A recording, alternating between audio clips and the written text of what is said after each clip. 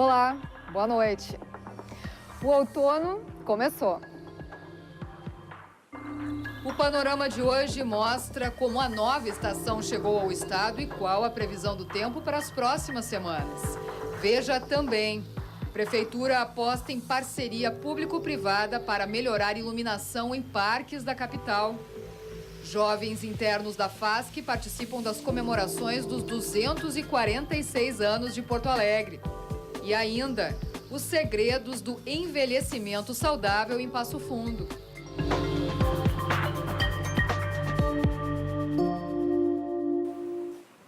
Bom, acho que você já notou, né? Em muitas regiões do estado, o outono começou hoje com cara de outono. Mas, afinal, o que é que nós podemos esperar da nova estação? Calor, temperaturas amenas, chuva, cada um tem as suas preferências. O verão mal foi embora e já tem muita gente com saudades. Eu adoro verão, adoro praia, né? Adoro água, adoro sol. E o frio é bom, mas o verão é bem melhor. Mas a maioria das pessoas diz gostar das temperaturas agradáveis da nova estação. Eu gosto bastante, apesar da rinite que me ataca sempre, assim. Foi começar a mudar a estação e, nossa, meu nariz já começou a trancar. O outono para mim é uma estação muito boa. Por quê? Porque ela não é quente, não é fria, é uma estação saudável. Foi assim hoje, dia de temperaturas amenas, bem com cara de outono e um pouco de chuva. Mas a estação só começou mesmo às 1h15 da tarde. E você sabe por que tem data e horas certas para isso? O porquê eu não sei, acho que é para especificar quando começa um e quando termina o outro, acho que deve ser isso, né? A explicação está no equinócio, momento em que tanto o hemisfério norte como o sul recebem a mesma quantidade de luz solar. É nessa hora que a estação muda. Um jeito simples de falar que o sol está indo embora para o hemisfério norte. Quando é o verão, os raios solares mais intensos eles estão bem aqui no hemisfério sul. Então agora estão indo embora, né? Então é uma estação de transição da estação quente para a estação fria. Então começa a aumentar as noites, diminuir o dia, né? A temperatura começa a ficar mais baixa até por essa posição do sol. Depois de um verão com chuvas irregulares, inclusive estiagem em algumas áreas do Rio Grande do Sul, agora a previsão do tempo é mais animadora. Segundo os meteorologistas, neste outono, a tendência é de que as frentes frias ingressem em maior número aqui no estado. Até porque a estação deve ser marcada pela redução da influência do Laninha sobre o clima. Tem diminuído bastante, a tendência é que ele acabe até o mês de maio, mas como tem influência, ele está ativo, podemos ter ainda uma certa diminuição nas temperaturas, algumas chuvas ainda irregulares durante o mês de março e já no começo do mês de abril. Então, a tendência é que as massas de ar frio comecem a chegar mais no estado. Por isso, também é maior o risco de geadas antecipadas nesta estação. O outono 2018 se estende até 21 de junho, quando começa o inverno. E amanhã o tempo volta a ficar firme no estado, as áreas de instabilidade se deslocam em direção a Santa Catarina nesta quarta-feira e o sol deve predominar em todas as regiões.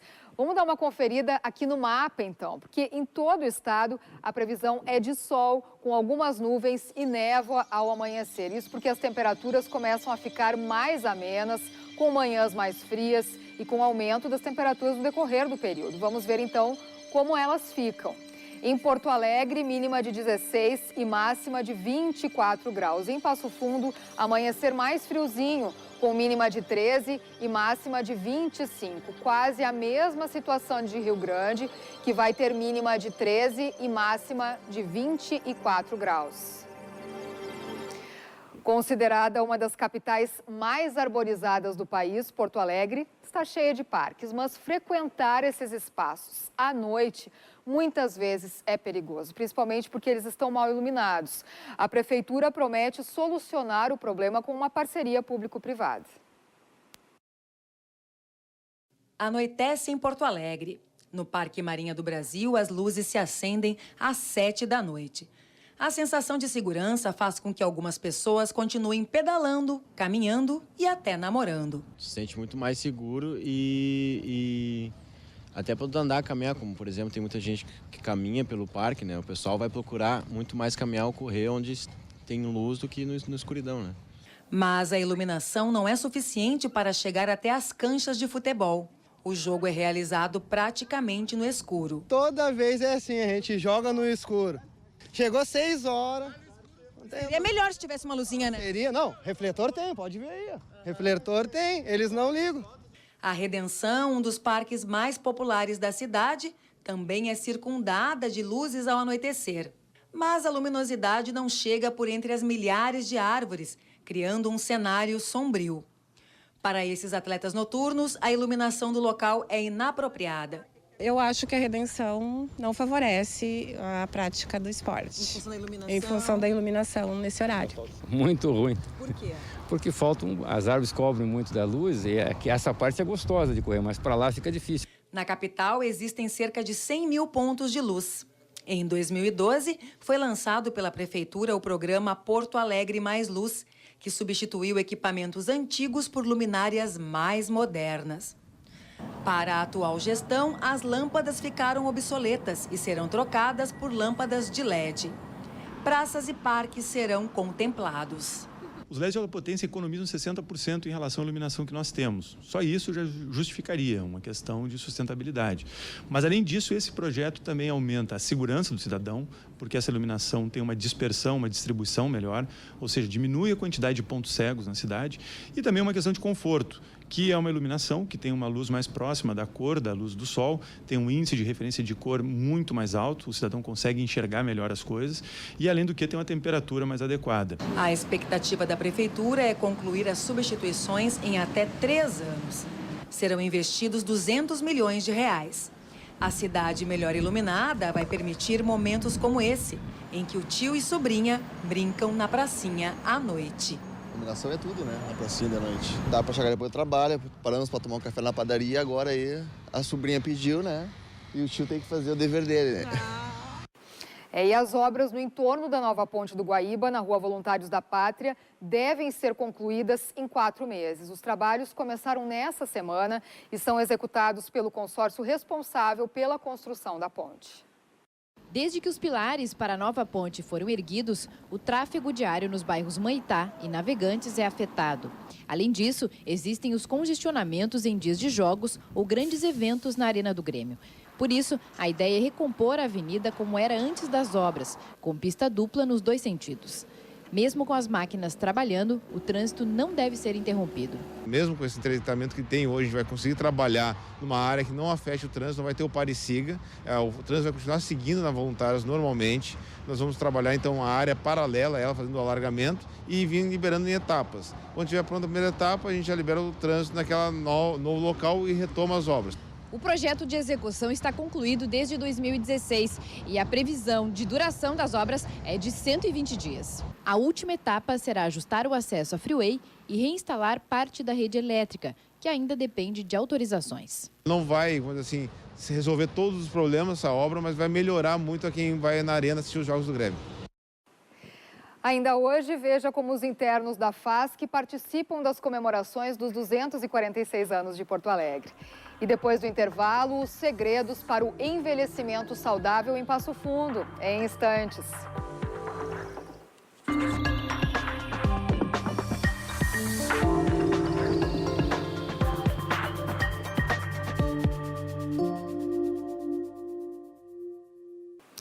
Passo Fundo é a melhor cidade do Rio Grande do Sul para envelhecer com saúde.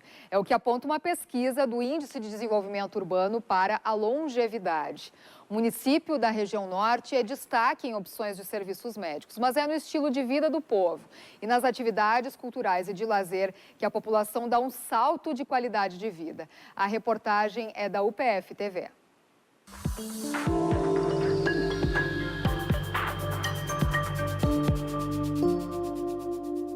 Envelhecer é parte de um processo da vida e chegar nessa fase com bem-estar é algo desejado por muita gente. Mas afinal, o que é envelhecer com saúde?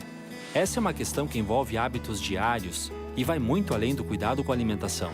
Ele é a capacidade da gente conseguir fazer as habilidades complexas e simples da vida diária, para que o idoso ele consiga envelhecer com autonomia e independência. São várias iniciativas, né, que podem prover um envelhecimento saudável, né, desde a questão da infraestrutura adequada numa cidade, né, então a questão do transporte, né, a questão da socialização do idoso, dele ter um centro de convivência em que ele possa se reunir, né, em que ele possa fazer atividades físicas. Seu Euclides tem 87 anos. Há 5, participa das aulas de ginástica do DAT e da oficina de literatura. Atividades realizadas pela Coordenadoria do Idoso de Passo Fundo. Eu achei uma coisa muito agradável, muito prática, né, porque a gente fica com uma certa idade, fica sempre lá em casa, vai se estressando e sem atividade. Aqui a gente procura atividade, faz alongamento, vai se destrevando o corpo, né? Só eu sair de casa, me encontrar com outras pessoas, mudar a conversa, chegar com um assunto diferente, tanto na minha casa, como se eu estiver em uma casa de convivência, né? É totalmente diferente que eu ficar na mesmice parado.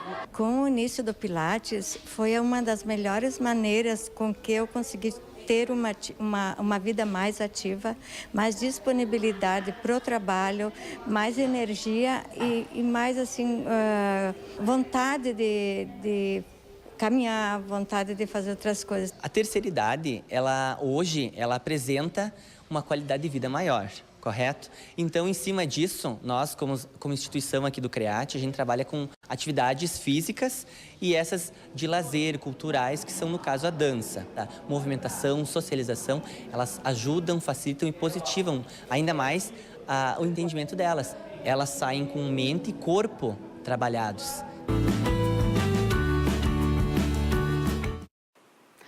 A Polícia Federal cumpriu hoje 8 mandados de busca e apreensão em Passo Fundo, Porto Alegre e Florianópolis. A operação Efeito Colateral investiga fraude em recursos do Sistema Único de Saúde repassados ao Hospital São Vicente de Paulo, localizado no município do norte do estado.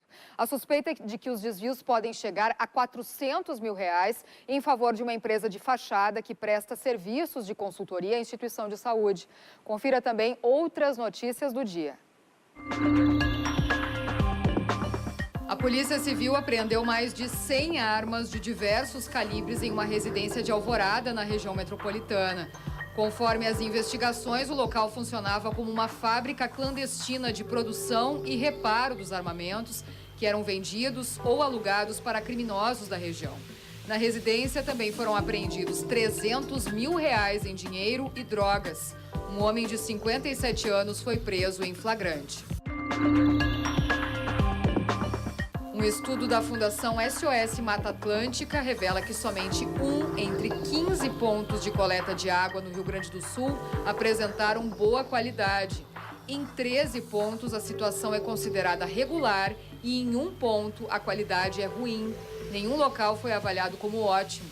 De acordo com a Fundação, mais de 93% dos pontos monitorados no estado não apresentam qualidade satisfatória. A pesquisa analisou a água de 9 rios, córregos e lagos de 8 municípios gaúchos entre março de 2017 e fevereiro deste ano.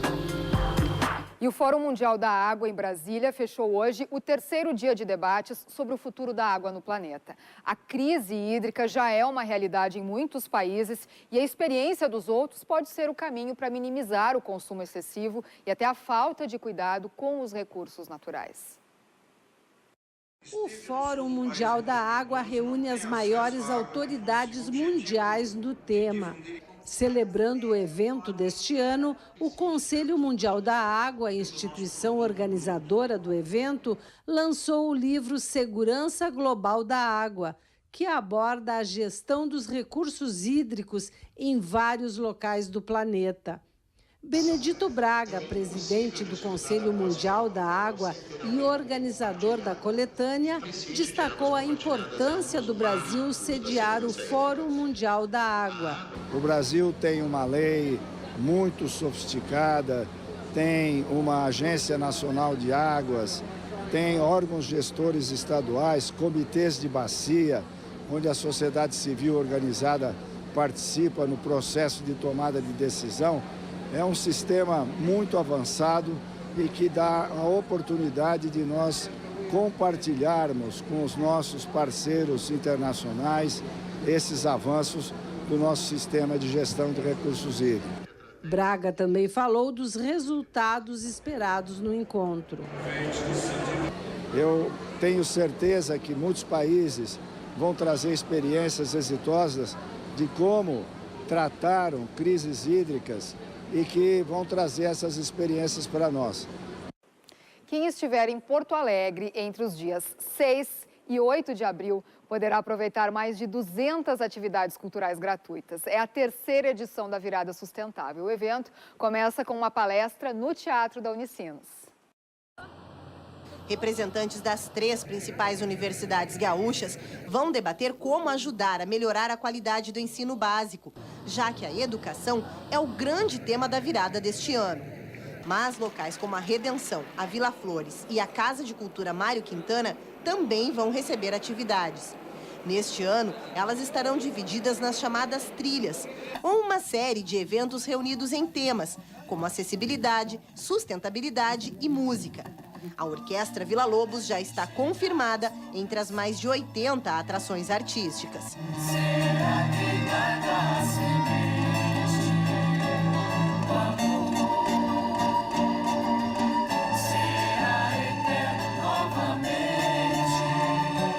No lançamento da virada hoje, o convite para que todos participem das atividades.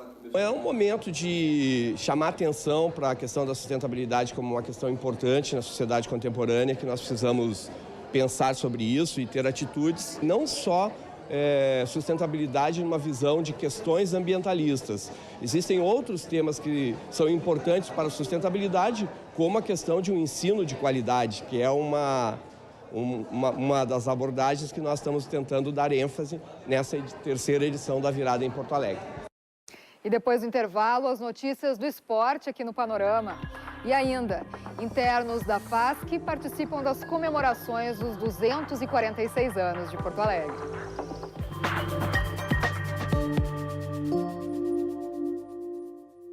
E você que é porto-alegrense, conhece bem a sua cidade? Em comemoração aos 246 anos da capital gaúcha, a Fundação de Assistência Social e Cidadania planejou diversas ações com a gurizada que participa dos projetos da instituição. Entre elas, conhecer parte da história de Porto Alegre.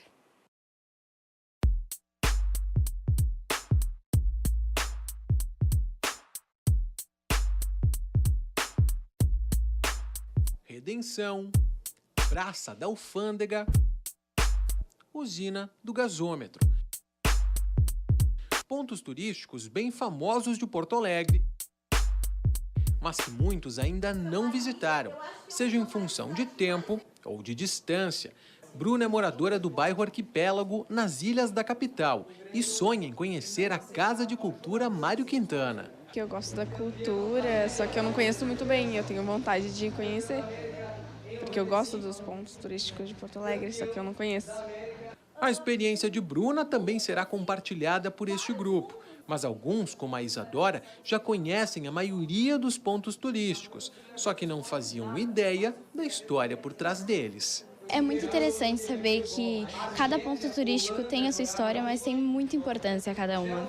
Então, saber um pouco mais, saber o que a gente não sabe, tipo, da história de cada ponto turístico é importante a gente saber, porque vai que algum dia nos contrate para algum trabalho, alguma coisa, e nos pergunte. Na roda de conversa promovida pelo programa ProJovem, estes adolescentes conheceram um pouco mais sobre os lugares importantes que serão visitados nesta semana.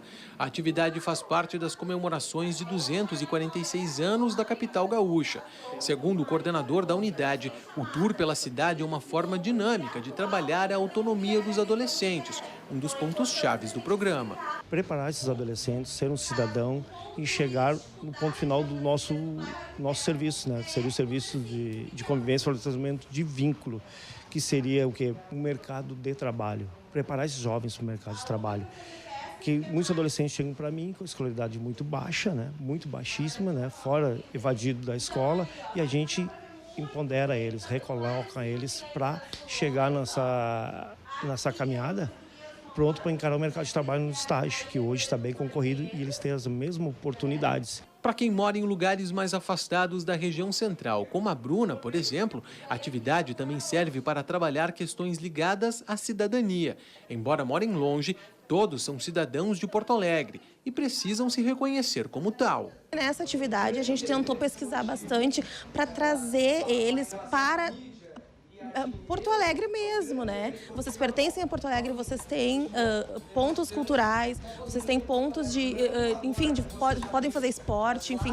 As ilhas é o coletivo que eu mais tenho trabalho, assim, para trabalhar essa questão do pertencimento.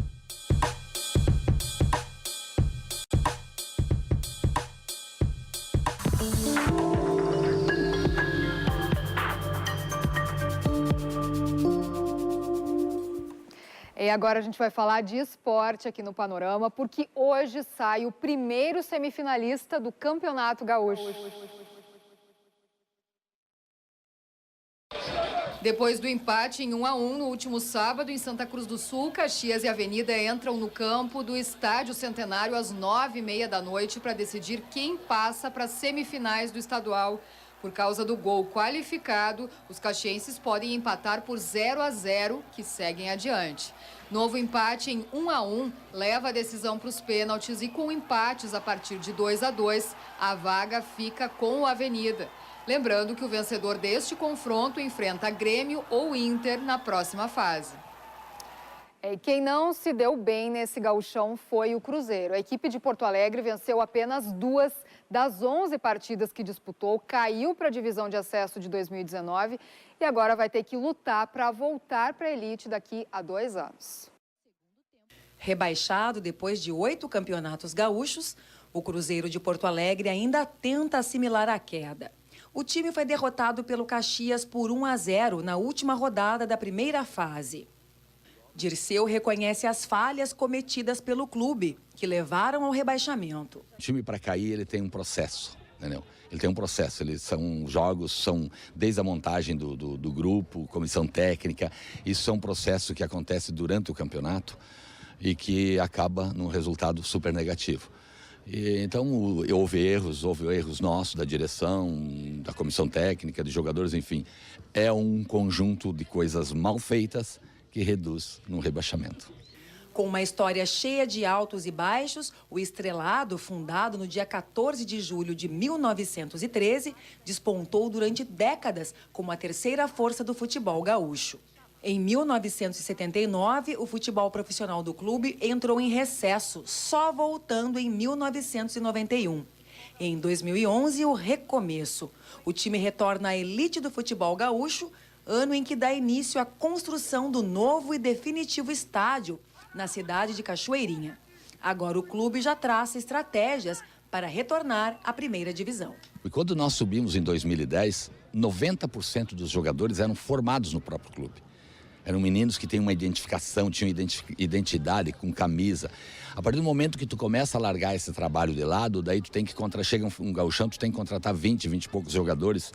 Vamos fazer uma sub-20 esse ano, vamos fazer uma copinha de novo, montar uma base e voltar o ano que vem forte. Aí sim, contratar jogadores pontuais para fazer um campeonato forte, entende? E voltar no primeiro ano, porque depois se passa 1 ano, 2 anos, a coisa complica mais ainda. Estamos na torcida para que em 2020 os bons ventos voltem a soprar no Estrelado. Reconhece a queda e não desanima. Levanta, sacode a poeira, dá volta por cima. E agora a gente vai falar de judô. No final de semana, as atletas da Sojipa fizeram bonito no Grand Slam da modalidade que ocorreu na Rússia. No primeiro dia de lutas, a Érica Miranda ganhou a medalha de prata. No domingo, na categoria 78 quilos, Mayra Aguiar conquistou a medalha de bronze e Maria Portela subiu no lugar mais alto do pódio. Vamos conferir aí.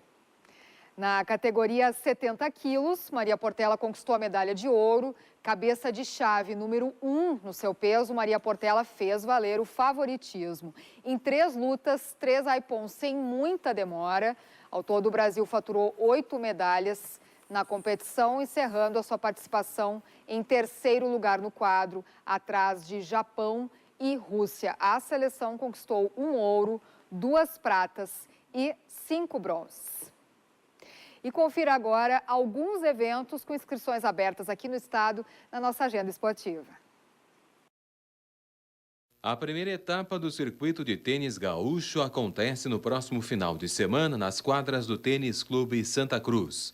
As inscrições estão abertas até esta terça-feira e devem ser feitas pelo site www.fgtenis.com.br nas categorias dos 8 aos 16 anos.